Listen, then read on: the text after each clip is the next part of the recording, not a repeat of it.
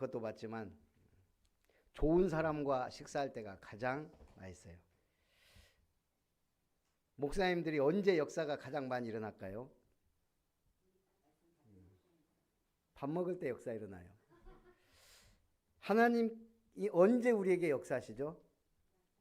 무조건 우리가 기도한다고 응답받는 건 아니에요. 하나님이 부르시고 그 부르신 자가 하나님 앞에 기도할 때 응답을 하세요. 쉽게 말하면 소통이에요. 목사님들하고 식사하다 보면 전에는 제가 식사를 많이 하러 이제 뭐 여러 가지 돌아다니면 우리 사모님은 좀 그런 게 있어요. 쉽게 말하면 그게 돌아다니면 뭐 역사 일어나냐? 근데 그게요 지나놓고 쌓이면서 역사가 일어날 수도 있는 거예요. 그래서 이제 저도 얼마 전에 또 목사님들하고 식사를 했어요. 언제 기억도 안 나. 근데 하다가 이제 자꾸 러시아 쪽 얘기가 나오다가 뭐 빼제르부르크 신학교 얘기가 나왔어요. 그래서 뭐 그냥 예 하고 지나갔는데 며칠 전에 카톡으로 문자가 왔어요. 빼제르 신학교 강의 일정이 쫙 나왔는데 제 이름이 딱 들어가 있어요.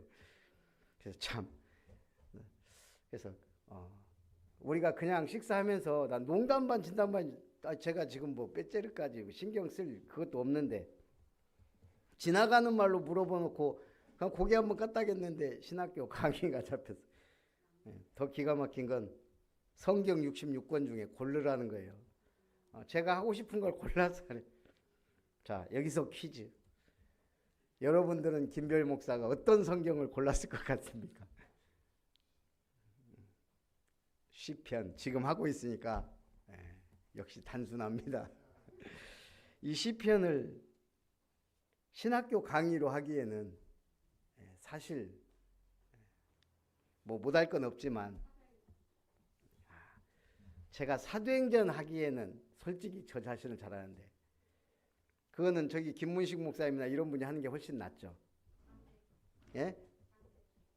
나올 때까지 하죠. 뭐 또요. 로마서 로마서도 생각은 했었어요. 역시 아무리 생각해도 여호수아가 제일 내용 있고 박진감 있고 강의하기에 좋겠더라고요. 그래서 여호수아 하겠다고 했어요.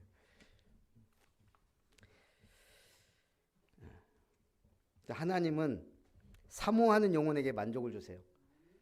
전 세계에서 제일 넓은 땅덩이 저 러시아 쪽 한 번도 안 가봤거든요. 근데 저번에 딱 가기로 마음을 먹었어요. 신학교.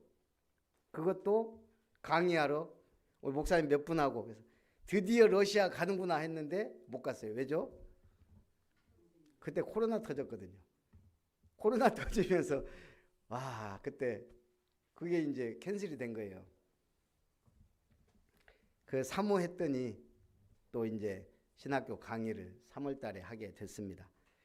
자, 우리 고난 중에 함께 하신 여호와께 감사하라. 지금 시편 107편은 특징이 뭐죠? 성경 가만히 보세요. 그 앞에 뭐라고 써 있어요? 그 위에 107편 위에 제5권의 첫머리예요. 그래서 바벨론 포로 귀환이라는 벅찬 역사적 체험을 바탕으로 구원받을 만한 아무런 자격 없는 백성들을 구원하신 하나님의 긍휼과 감격스러운 구원 행동을 음미하며 그 분을 찬양하라는 내용을 담고 있어요. 바벨론 포로. 제가 지금 성경을 매일 10장씩 듣는댔잖아요. 월요일 날이 에스라서였어요. 화요일이 느헤미야. 오늘은 에스더. 바벨론 포로를 배경으로 한 세 권. 에스라를 통해 하나님이 율법을 세우고 이방인들과 통혼한 사람들을 다 정리하고 그런 내용들을 쭉 하면서 하나님의 율법을 세워가요. 지금 다 중요하지만 말씀이 먼저 세야 되거든요. 그래서 하나님은 느헤미야라는 능력 있는 아하수에로 왕의 총망받는 사랑받는 느헤미야를 보내요. 그래서 성벽을 중수해요. 말씀 먼저, 그리고 성벽 중수, 그리고 에스더서가 딱 나온 거예요. 완전히 민족 자체가 말살될 위기. 그때 하나님은 절묘하게 왕후가 와스비인가요? 와스디가 왕이 불렀는데 안 나갔다가 폐위가 돼요. 그리고 전국의 아리따운 처녀들을 모아요. 그래서 그중에 선발된 사람이 왕후가 되는데 기가 막히죠. 에스더가 왕후가 된 거예요. 그리고 하만이 모르드게가 한마디로 절도 안 하고 무릎도 안 꿇으니까 싸가지 없다 해서 모르드게만 죽이는 게 분에 안 찬 거예요. 그래서 유대민족 전체를 말살해야 되겠다라고 맘먹고 나무까지 세웠어요. 저기 모르드게 죽이고.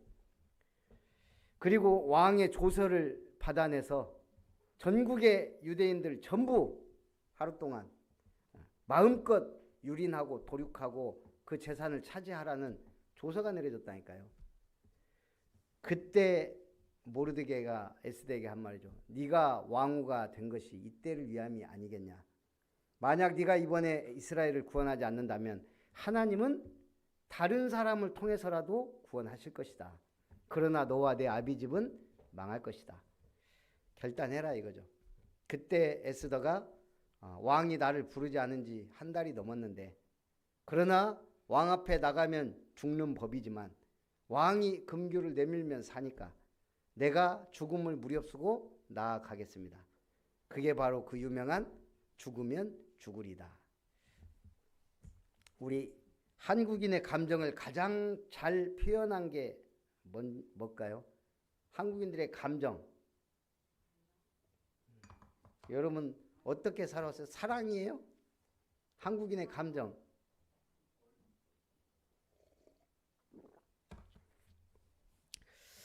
예전에 한 방송사에서 한국인의 감정을 가장 잘 설명하는 단어로 분노를 꼽았어요. 화. 그러니까 저도 가만히 생각해 보니까요. 우리 아버지가 술을 많이 드셔요. 술 드시면 화가 이렇게 분노가 올라오나 봐. 특히 우리 어머니에 대한.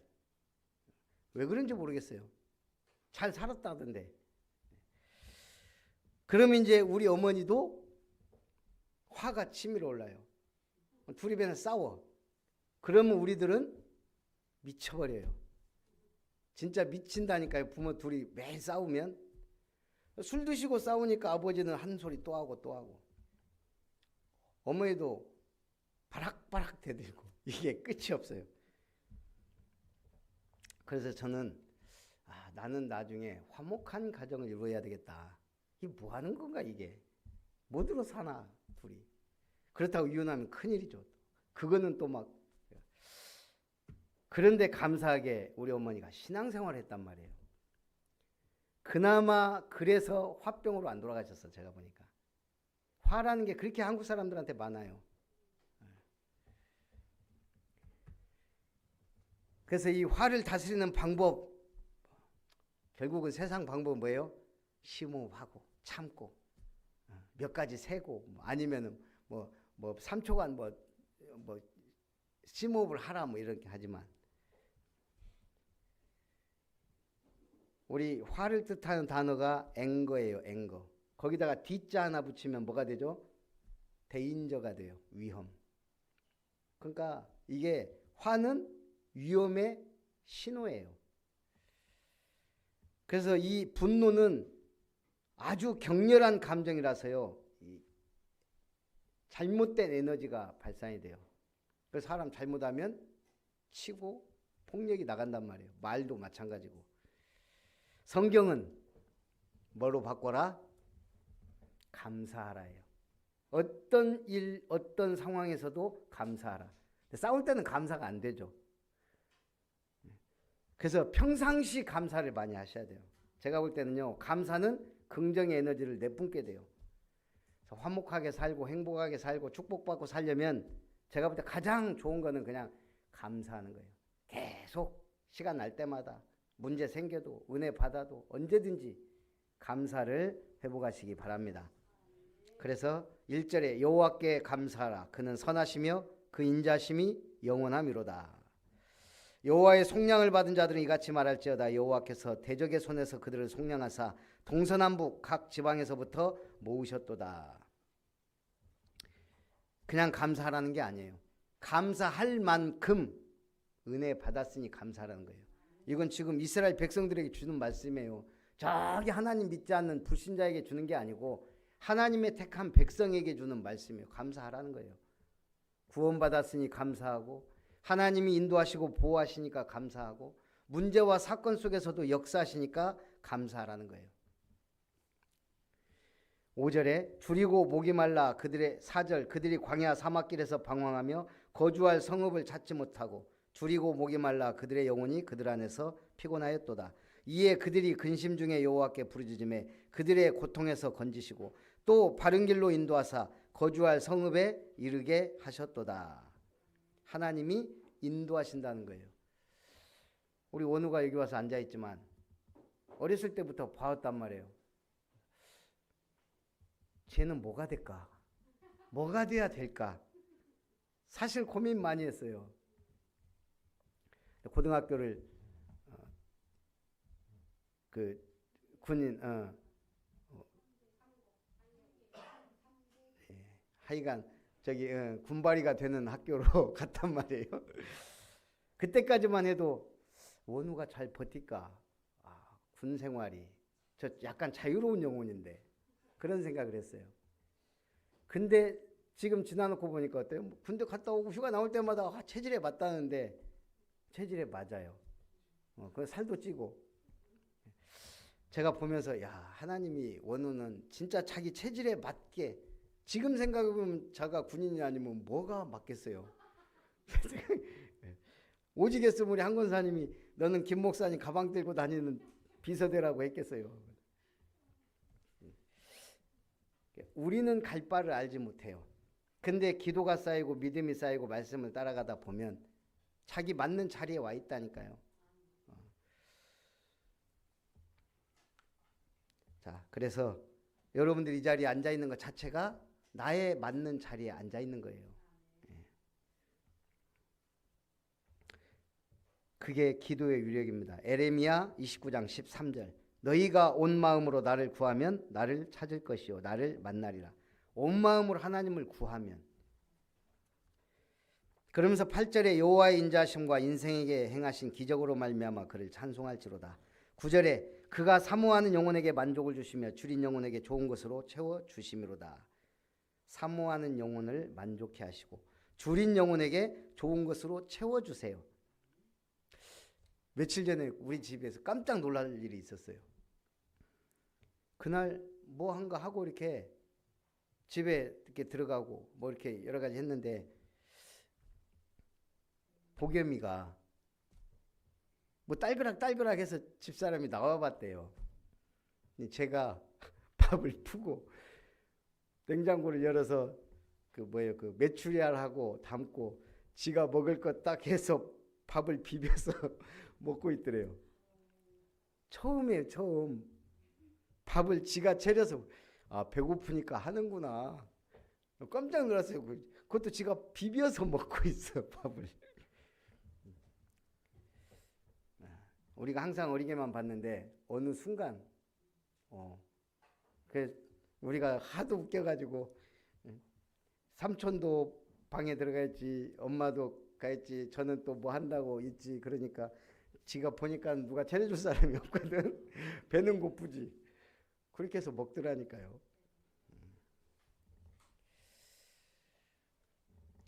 근데 본인이 그렇게 해서 먹었을 뿐이지 모든 재료는 우리가 준비해 놓은 거잖아요. 하나님은 그거예요. 다 준비해 놨으니까 찾아 먹으라는 거예요. 그게 신앙생활이고 기도예요. 그래서 사람들이 잘 모르는 거 있습니다. 하나님에 대해서 잘 몰라요. 그래서 성경 주셨어요. 예수님 보내주시고 성령을 보내사 우리로 알게 하세요. 사람들은 죄에 대해서 잘 모릅니다. 그렇기 때문에 죄가 얼마나 무서운 것인지 이걸 잘 몰라요. 죄 속에 살면서 죄 가운데 사는지도 모르면서 산 사람이 대부분이에요. 그러니 저주 재앙이 어느 나라 왔을 때 이게 죄 때문에 온다는 사실을 모르는 거예요. 세 번째 뭘 모르죠? 이건 우리도 잘 모르는 거예요.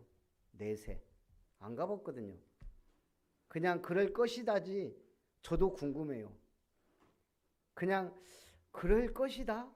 약간 이 정도지 도저히 상상이 안 가요. 우리의 상상을 뛰어넘는 세계니까. 그래서 우리는 모릅니다. 그리고 진짜 모르는 건 뭐예요? 내가 언제 죽을지 모른다는 거예요. 예. 언젠간 분명히 죽는데 언제 죽을지 몰라요.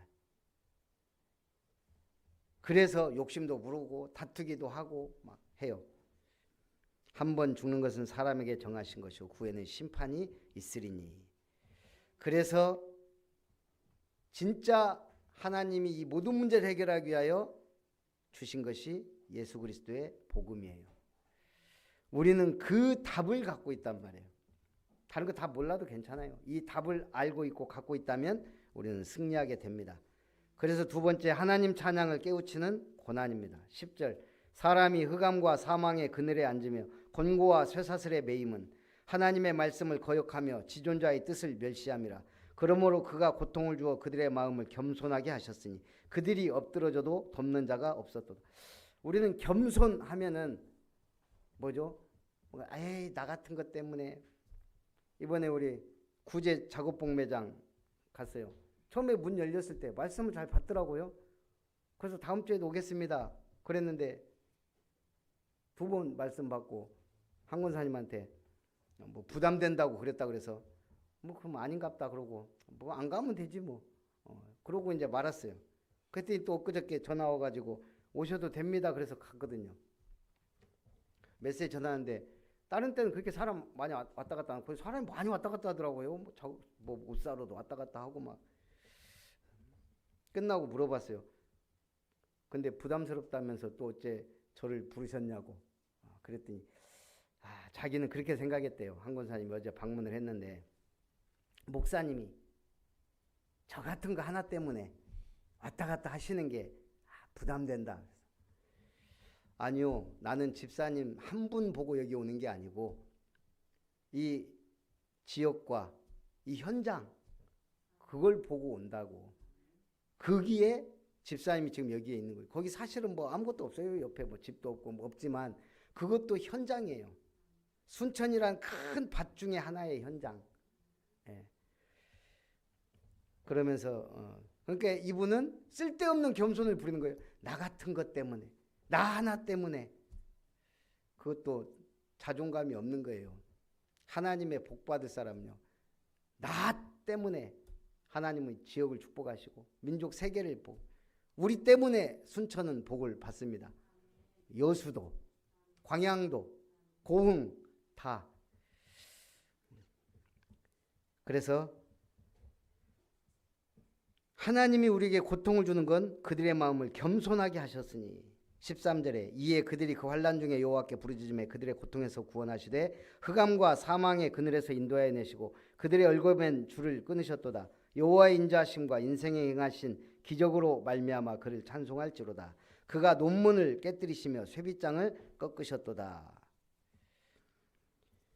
그래서 이 복음을 받은 자들 바로 아름다운 소식이 전해진 거예요. 이사야 61장 1절에서 3절에 보면 주 여호와의 영이 내게 내리셨으니 이는 여호와께서 내게 기름을 부으사 가난한 자에게 아름다운 소식을 전하게 하려 하며 나를 보내사 마음이 상한 자를 고치며 포로된 자에게 자유를 갇힌 자에게 노임을 선포하며 여호와의 은혜의 해와 우리 하나님의 보복의 날을 선포하여 모든 슬픈 자를 위로하되 무릇 시온에서 슬퍼하는 자에게 화관을 주어 그 죄를 대신하며 기쁨의 기름으로 그 슬픔을 대신하며 찬송의 옷으로 그 근심을 대신하시고 그들의 의의 나무 곧 여호와께서 심으신 그 영광을 나타낼 자라 일컬음을 받게 하려 하심이라.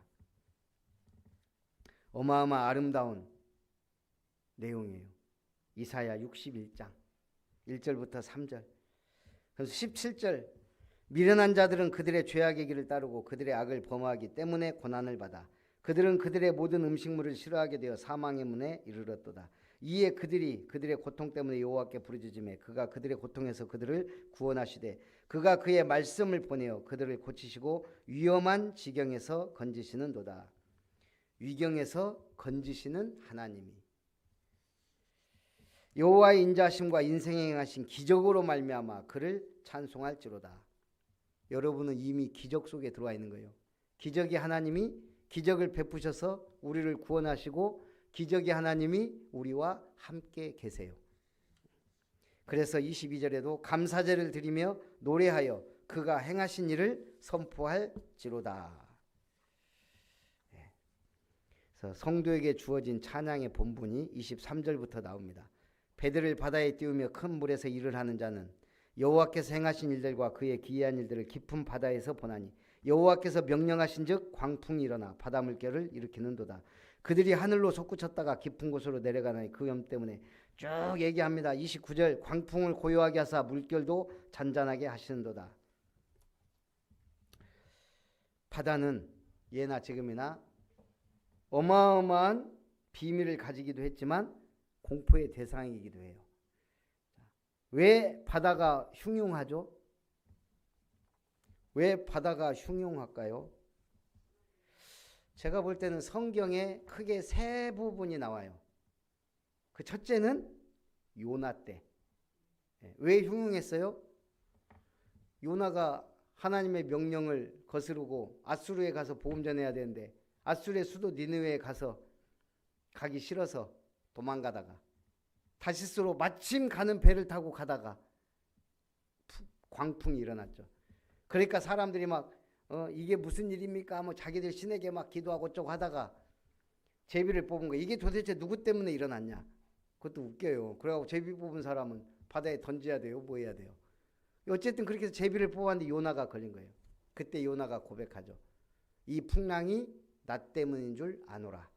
내가 하나님의 명령을 거역하고 딴 곳으로 가다가 이 풍랑이 일어났으니 이게 나 때문이다. 그래서 바다에 던지니 잔잔해졌어요. 그 다음에 또 한 번 성경에 풍랑이 일어났을 때가 예수님과 제자들이 탔을 배 타고 갈 때. 그러니까 막 풍랑이 일어나니까 제자들이 아이고 주님 지금 주무실 때가 아닙니다 막 하니까 어찌하여 두려워하느냐. 그래서 바다를 꾸짖으시니 잔잔케 되었다. 예수님이 모든 만물의 주인이심을 나타낸 사건이에요. 그 다음에 또 한 번 있죠. 광풍, 유라굴로 광풍. 바울이 로마로 압송될 때 그때 일어난 광풍. 그 광풍조차도 하나님의 사람을 막을 수 없었어요. 오늘 바다가 흉흉한 것도 어찌 보면 전도자들의 발걸음과 관계가 있습니다. 여러분 주변에 많은 사건, 사고, 환경들이 다 어찌 보면 우리에게는 중요한 하나님의 시간표이자 계획이 또 목적을 이루시기 위한 시간표라 이거예요. 우리는 보화하면 뭘 때문이죠? 저번에 유산을 받았습니까? 그러니까 우리 권사님이 안 받았습니다. 그 유산을 재산으로만 한정하면 받은 게 없죠. 근데 생각해 보면 나 자체가 유산이에요. 부모로부터 물려받은. 우리가 보화 그러면 보석 그러면 우리는 빛나는 반짝이는 돌멩이만 생각해요. 대천 해수욕장의 보화가 뭐죠? 머드. 진흙이에요. 진흙. 그 진흙 이스라엘 가도 그 진흙 머드팩이 그렇게 유명해요. 거기 가면은 그거 쳐 바르고 막 왜 얼굴 좋아진다고 갖고 사고 막 저도 그래 갖고 사온 기억이 나요. 근데 그게 우리나라에도 있어요. 대천 해수욕장에 머드팩. 그것만으로도 120억 원 관광 수익을 올렸다고 하니까 보석이죠. 보화죠. 그런데 그 보화가 바로 우리 주변에 있을 수도 있고 내 속에 있다는 얘기예요. 내 속에 있는 건 뭐죠? 그 보화가 바로 재능이자 달란트예요. 그걸 잘 캐내고 개발하면 나는 전문성 유일성 재창조의 응답 속으로 들어가는 거예요. 세 번째, 정직하고 지혜 있는 자들의 찬양입니다. 33절, 여호와께서는 강이 변하여 광야가 되게 하시며 샘이 변하여 마른 땅이 되게 하시며 그 주민의 악으로 말미암아 옥토가 변하여 염전이 되게 하시며 또 광야가 변하여 못이 되게 하시며 마른 땅이 변하여 샘물이 되게 하시고 줄인 자들로 말미암아 거기에 살게 하사 그들이 거주할 성읍을 준비하게 하시고 밭에 파종하며 포도원을 재배하여 풍성한 소출을 거두게 하시며 또 복을 주사 그들이 크게 번성하게 하시고 그의 가축이 감소하지 아니하게 하실지라도 다시 압박과 재난과 우환을 통하여 그들의 수를 줄이시며 낮추시는도다. 한마디로 생사화복을 주장하는 분은 하나님이세요. 그래서 이것을 가장 잘 표현한 게 욥기서 1장 21절. 이르되 내가 모태에서 알몸으로 나왔었는지 또한 알몸이 그리로 돌아가올지라. 주신 자도 여호와시오 거두신 이도 여호와시니 여호와 이름이 찬송을 받으실지니이다. 아무것도 없이 갖고 왔다가 아무것도 없이 빈손으로 가는데 결국 주신 자도 여호와 거두시는 이도 여호와시다. 생사화복이 모두 여호와의 손에 달려있다 이 말이에요. 근데 거기에 뭐가 역사예요? 마귀가 끼어갖고 시험을 하는 거예요. 이 축복을 모르도록, 여호와를 모르도록.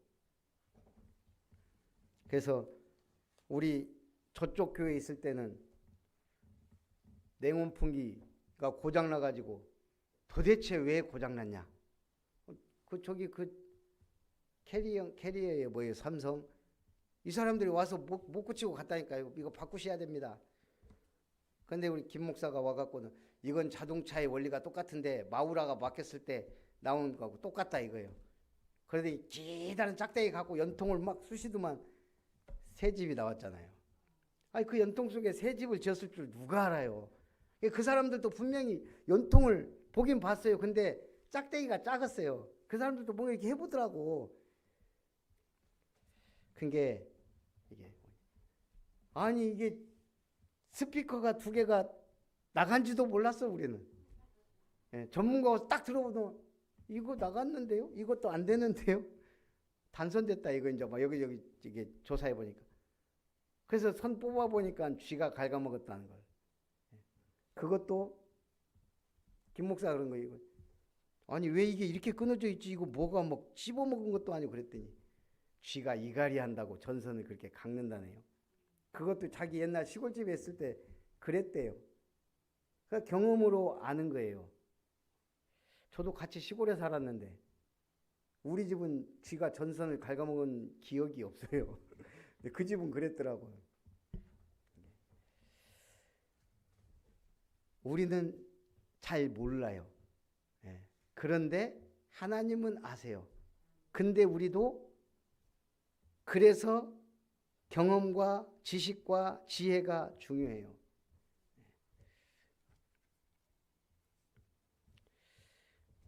그래서 하나님 주시는 것, 그것을 찾아 누리는 게 신앙이에요.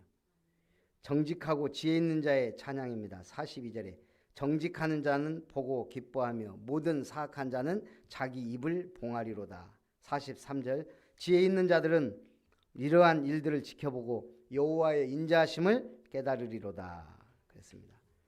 한마디로 인간은 부족하고 연약하고 죄 가운데 빠져서 악행을 행함에도 하나님은 구원할 자를 택하시고 인도하시고 역사하신다는 분명한 사실입니다.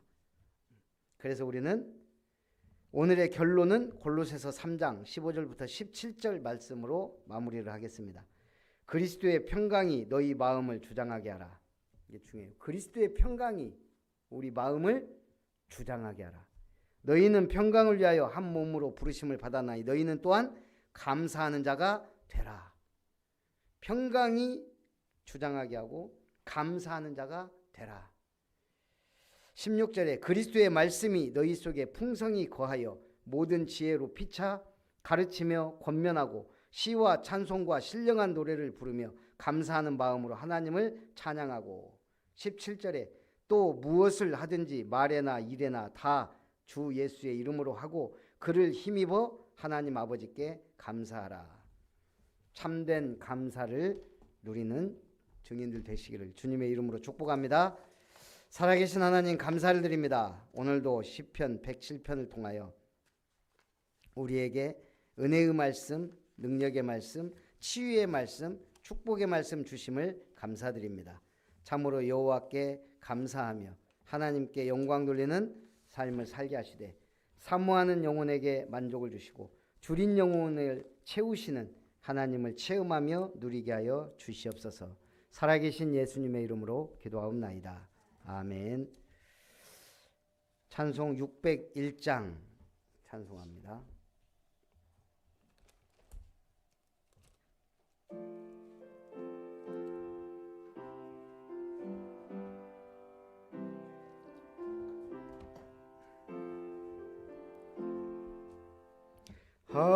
하나님이 정하시고 때가 되어 만남으로 믿음으로 준비시켜 깊은 사랑 고백하네. 말씀 위에 손을 얹고 축복으로 출발하니 하나님의 크신 사랑 감사하며 찬양하사. 3절 성령님의 크신 역사 믿음으로 갈망하여 우리 부부 한 마음으로 주님 뜻에 순종하네. 가족 친지 교우 사랑 소망으로 세워주고 주님 사랑 실천하여 온 세상에 증거되리. 혼례 찬송을 하게 됐네요. 하다 본 게. 우리 주보 참고해 주시고 24일은 순천 초등신학원 봄 연합 캠프가 있고 3월 17일 전남로의 재직 세미나, 그리고 4월 10일 캠프위원회 집중훈련, 5월 15일부터 24일 동남아 캠프 위해서 기도해 주시기 바랍니다. 그리고 계속 매일 기도회, 그리고 다락방, 그리고 또 주일날 미션홈, 이게 계속 되어야 다락방 운동이 일어납니다. 그래서 사명을 가지고 지속하시면 감사하겠습니다. 이제는 우리 구주 예수 그리스도의 놀라우신 은혜와 하나님 아버지의 크신 사랑하심과 성령 하나님 내주 인도 역사 교통 충만하신 은혜가 사모하는 영혼에게 만족을 주시며 줄인 영혼을 채워주시는 그 하나님의 사랑을 알고 날마다 감사하며 항상 기뻐하며 쉬지 말고 기도하며 범사에 감사하며 하나님 앞에 영광 돌리는 전도자의 삶을 살기를 소원하는 모든 예배자들 위해, 언약의 백성들 위해, 아름다운 교회와 이름터 위에 세워질 삶들 위에, 또한 군 현장에서 수고하다가 또 오늘 함께 예배드린